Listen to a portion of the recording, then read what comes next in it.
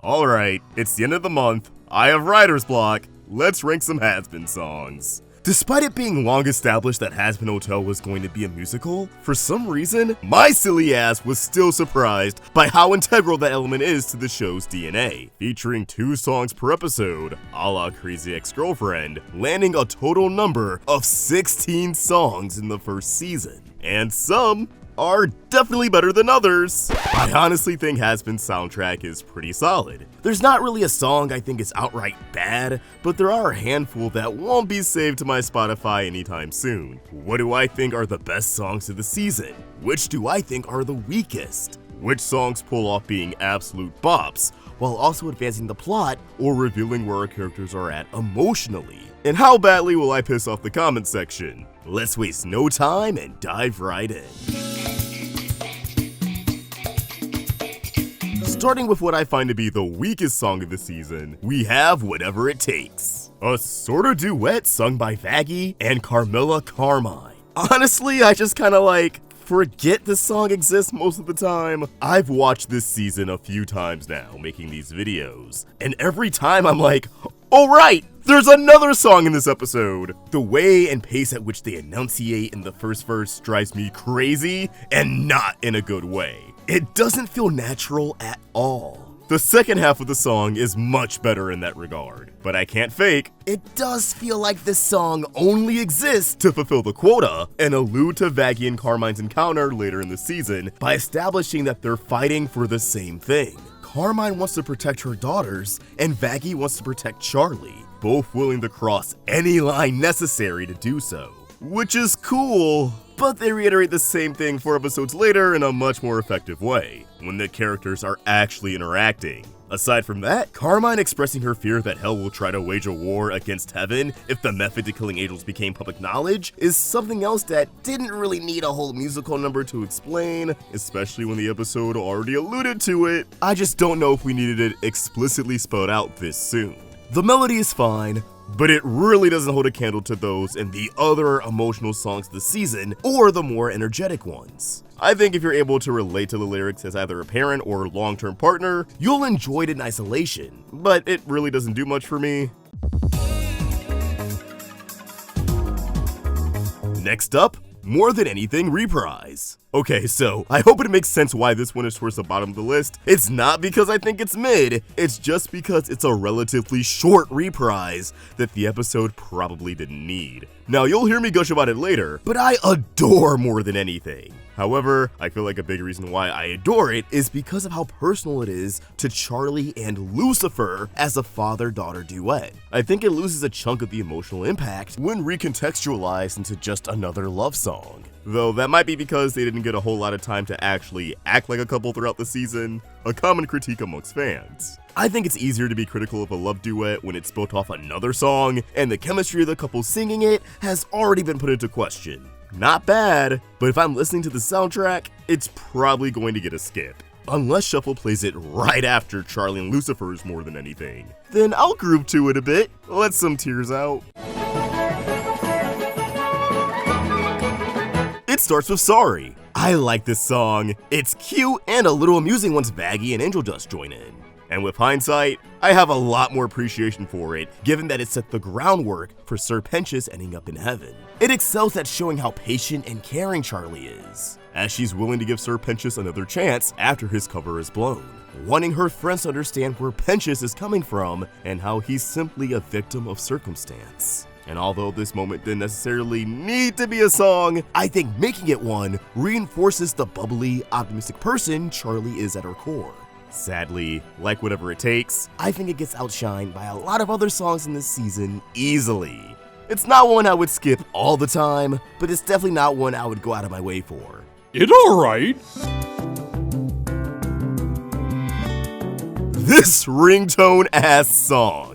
Welcome to Heaven is a gag song through and through. A silly little ditty sung by a silly little guy. Actually, St. Peter's probably tall as hell, but that's besides the point. The song doesn't really tell us anything that we couldn't figure out with our own eyes. Although I do appreciate Sarah interjecting that for Charlie and Vaggie, this is just a visit to what lies beyond the pearly gates, clearly sowing the seeds for her prejudice against demonkind and sinners. I do think a show like Hazbin had to introduce Heaven with a song, and I don't think my lore-hungry ass could think of anything better they could have added to it beyond alluding to things we don't really know about, like what the Archangels are up to. But that's also for future seasons to delve into. The song is meant to be propaganda, showing how perfect Heaven is on the surface. The melody is kinda whatever, I don't hate it, but I can't say I'm a fan, it's just serviceable. I do wish Heaven had something more grand sounding for its introduction, given its importance to the story, so yeah, just kinda mid to me. Thanks for the Molly cameo though!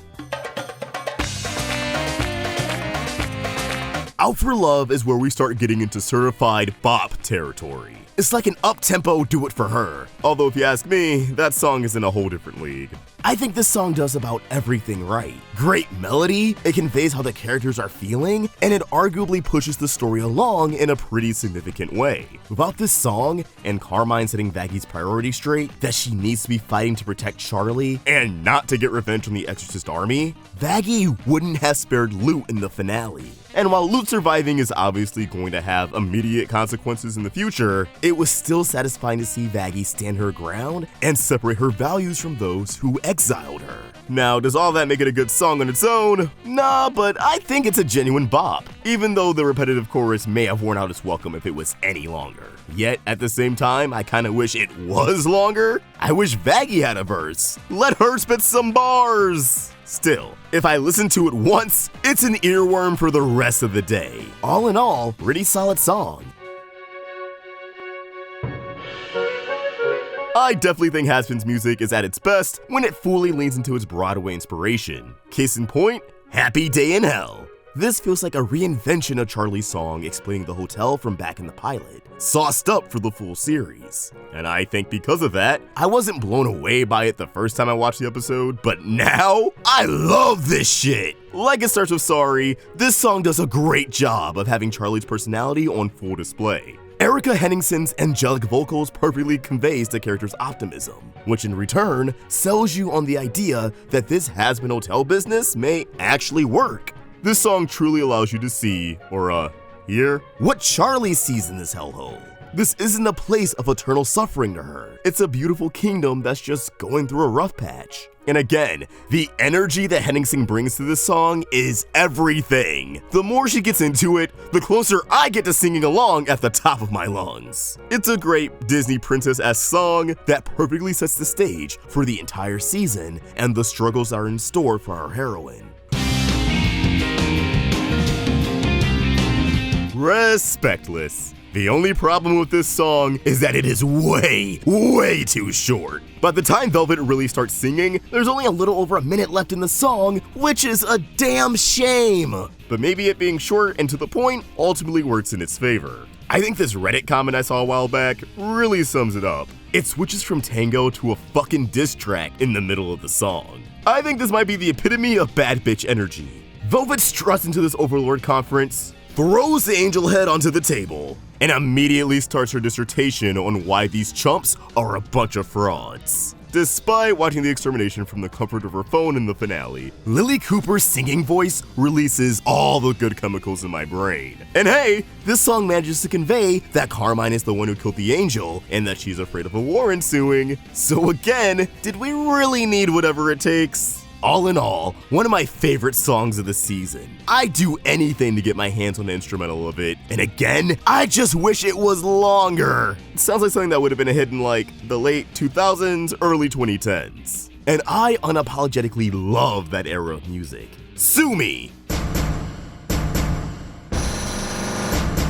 Ready for This is one of the few songs featured in the marketing prior to the release of season 1. So of course I was super curious about not only when it would pop up in the show, but if it would live up to the self-imposed hype. And suffice to say, it absolutely did. Ready for This completes the trilogy of Charlie's awe-inspiring melodies with finesse. Although it's not that impressive visually compared to the other musical numbers in the season, the Disney vibes are still huge here. Seriously, if you weren't on board with Charlie as a character prior to this number, for, then this song should do the trick. Because every time I give it a spin, I feel incredibly inspired and ready to take on whatever bullshit lies ahead. Usually my own ADHD. Come on, when all the townsfolk join in with perfect harmony, don't tell me that doesn't do anything for you. It makes me want to hop in the extermination and fight off those damn exorcists myself. Oh my goodness. I wish I had more to say since I really adore this song, but I don't think there's much more I could add. It's simply the perfect song to hype us up for an action-packed finale.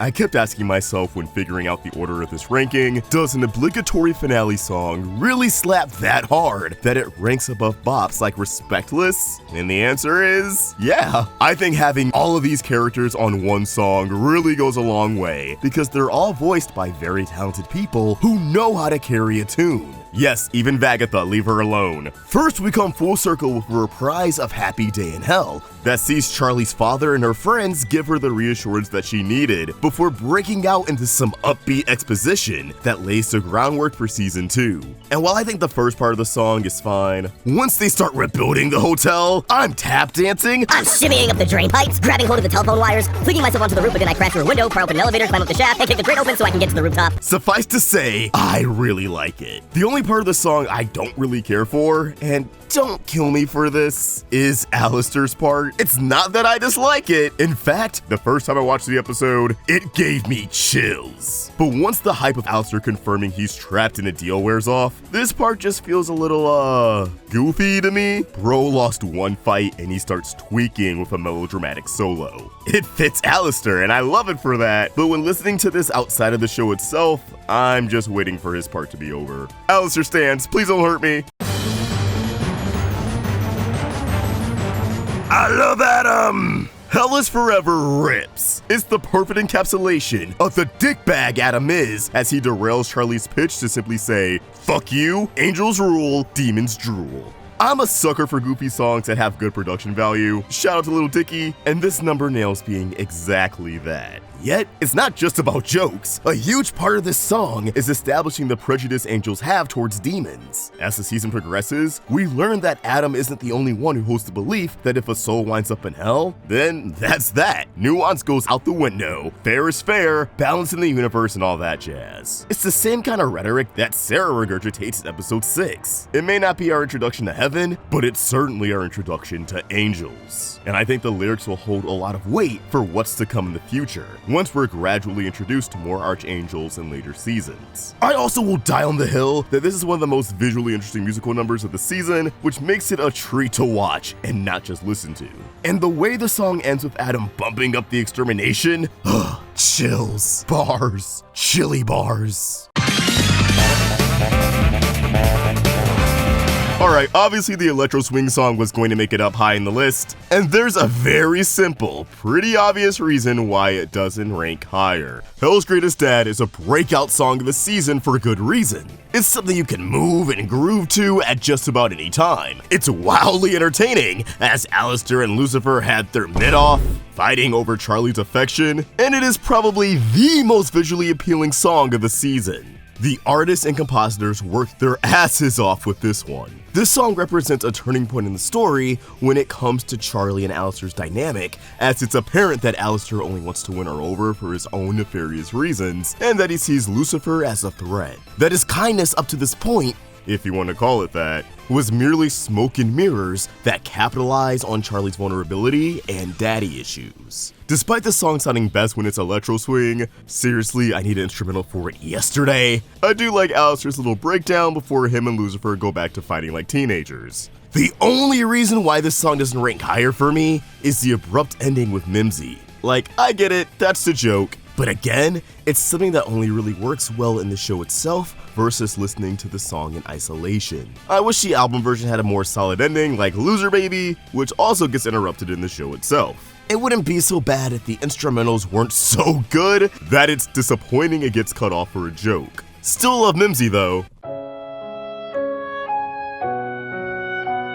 more than anything. This song makes me feel things I didn't know I could still feel. It also might be the definition of catharsis. Jeremy Jordan is singing his heart out here. You really buy that despite being the king of hell? This is ultimately just a man longing to have a connection with his child after being denied such when they lived under the same roof. After seeing Lucifer be a deadbeat dad who gets constantly dunked on throughout the episode, not seeing eye to eye with Charlie on the whole heaven debacle, it's so satisfying to have this moment where they just get to be real with each other, making amends and healing their relationship after years of limited contact. It's simply a beautiful song through and through, and I know a lot of fans have been personally touched by its lyrics as it reminds them of the relationship they have with their own father, especially for those whose fathers are no longer with them. You don't get moments or songs like this from adult animation often. It almost feels like Uncharted Territory, a well-crafted father-daughter duet that absolutely earns its spot as one of the top 5 songs of the season. You didn't know. There's something about these ensemble songs, man. This song has probably become the one I've listened to the most on the album. I can't get enough of it. The way they transform this kangaroo court into a rapidly evolving musical number that's frequently shifting its tempo and instrumentation to properly reflect every character's emotions is top-notch. Sounding softer when Emily or Sarah are singing, but getting more intense with the strings whenever Charlie sings. My favorite part is without a doubt when the guitar kicks in as Lute and Adam interject before pivoting into a reprise of Hell is Forever. I also love how it's storyboarded, with the bulk of the sequence being centered around the giant orb. It feels very cinematic and, in my opinion, elevates the entire episode. The whole song and scenes gives off the vibe that in a world where this aired on TV, it would have been billed as a special event episode, airing on Labor Day or something. You feel me? I was convinced Stayed Gone would be my favorite song of the whole season when I first heard it. I had this shit on a non-stop loop. This instrumental is something fierce. The backing vocals at the start going, "Welcome to the show," gets me amped every single time. And Christian Burl knows how to carry a tune while emulating Vox's rage. The song also works in some great exposition and character building by revealing that Alistair has been absent for 7 years, just like Lilith, alongside Vox's bitterness towards Alistair for rejecting him. The man is so desperate to destroy Alistair's credibility, only for the radio demon to slide in and pull an Uno reverse card. And once Alistair jumps in, fucking forget about it, bro! This song solidifies itself as an S-tier jam. Though I can't lie, I do think it loses a little bit of steam once Vox overloads, but that's just because I think the instrumental is at its best with the trumpets. Visually, it's a treat too. I love how goofy and over the top these two Tumblr sexy men get as they try to establish dominance over one another. Just a fantastic musical number all around. Are y'all really surprised by what the top 2 are? Come on now. Given Vixie Pop's love for Kesha and how Kesha has influenced her own work, it shouldn't be a surprise that Poison is basically a Kesha song. But as someone who digs Kesha, that is far from a problem. What is there to say about this song that hasn't already been said? It's simply a banger that knows how to get me shaking ass in the club while ripping my heart out at the same time. Angel Dust's inner turmoil is on full display, the lyrics giving us insight into the toxic, abusive relationship he's trapped in with Valentino. The way his voice breaks at the end of the song is just devastating. I love that he decided to go full music video with the visuals, very fitting for Angel Dust aesthetically, and as a character trapped in the adult film industry. Call me cringe, but this might be the only song from the show I'd be willing to queue up on the aux during a long drive with friends. I just won't elaborate on where it's from if said drive is with my normie friends. And at number 1, we have Loser Baby. If Poison has Kesha vibes, then I'd argue this song has fun vibes. It's not like the Some Nights album didn't already have a hint of Broadway in its DNA. I won't even front. I definitely have a bias towards this song because of Keith David's smooth like butter vocals, but come on! It's Keith David! But even then, I just simply think this song sounds the best. I love that this song is just Angel Dust and Husk opening up to each other about their respective downfalls that placed them in this precarious situation, but finding comfort in one another, embracing their flaws as they inspire each other with the idea that maybe, just maybe, teamwork will truly make the dream work and give them a chance to turn their afterlives around. It's a good note for them to start a genuine friendship on. While I still maintain the position that Hell's Greatest Dad is the most visually interesting in the musical numbers, this definitely gives it a run for its money, especially with the colors. Again, the artists and compositors outdid themselves. In general, I think this is one of those songs that the audience could relate to, especially the adults in their 20s or 30s that are convinced their life is royally screwed up, when really, a bright path could still lie ahead. It's just going to require a lot of hard work and a helping hand. And there you have it, my ranking on all the songs in the first season of Hazbin Hotel. However, music taste varies, and we all have different reasons for liking different music.